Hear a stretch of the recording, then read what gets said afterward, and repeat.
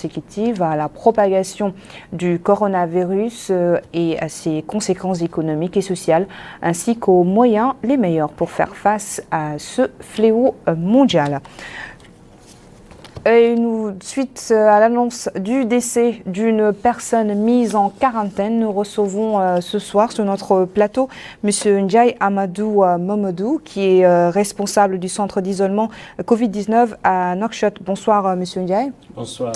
Merci d'avoir répondu à l'invitation. Alors pourriez-vous nous en dire plus sur la cause du décès de ce dernier cas?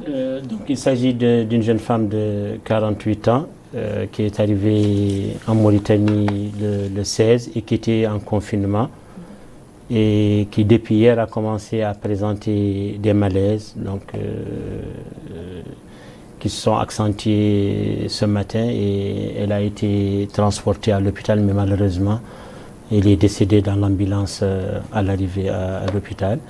Et quand on est arrivé, on a constaté le décès et on a tout de suite fait un prélèvement qui s'est malheureusement révélé positif au coronavirus. Donc c'est regrettable, mais ça donne quand même de l'intérêt du confinement. Là, cette dame, si elle était descendue, était passée dans la communauté, combien de personnes auraient pu être contaminées. Donc là, on voit l'intérêt du confinement, mais aussi on voit que ce virus ne cesse pas de nous surprendre.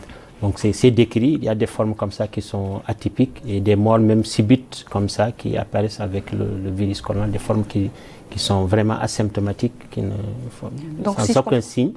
Et puis, donc si je comprends bien, elle est décédée des suites du Covid-19. Oui, on a un diagnostic, on a un fait test, on a un diagnostic, jusqu'à preuve du contraire, elle est décédée du Covid-19. Mais ça s'est fait très rapidement. Elle a eu combien de jours d'isolement? Oui, elle devait sortir aujourd'hui même, donc elle devait finir son confinement aujourd'hui même.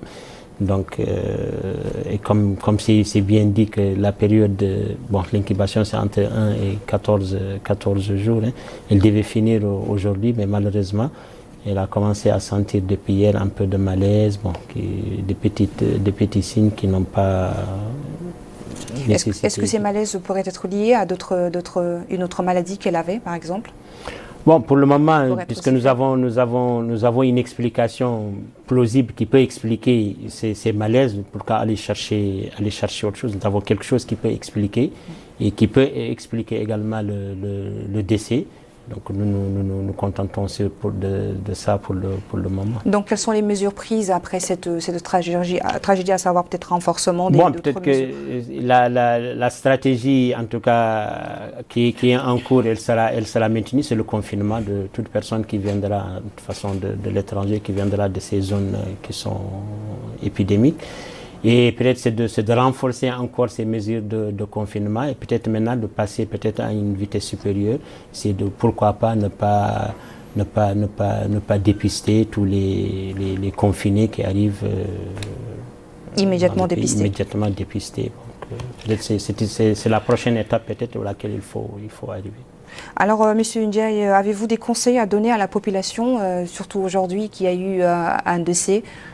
Donc le conseil qu'on donne à la population, c'est justement de respecter les mesures, en tout cas qui sont prises et qui sont en cours, notamment le confinement à domicile, et respecter les couvre-feux, respecter les mesures d'hygiène qui ont été vulgarisées, qu'on ne cesse de rediffuser dans les médias, et également aider les autorités en signalant à toute personne qui vient de l'étranger, c'est vraiment de la science. Ce n'est pas de la dénonciation, mais de signaler quand même. Parce que c'est un bel exemple. C'est malheureux, mais c'est un exemple parce que cette dame, si elle était passée dans la population, ça aurait été peut-être une catastrophe. Parce qu'elle n'était pas symptomatique, mais elle pouvait contaminer des personnes.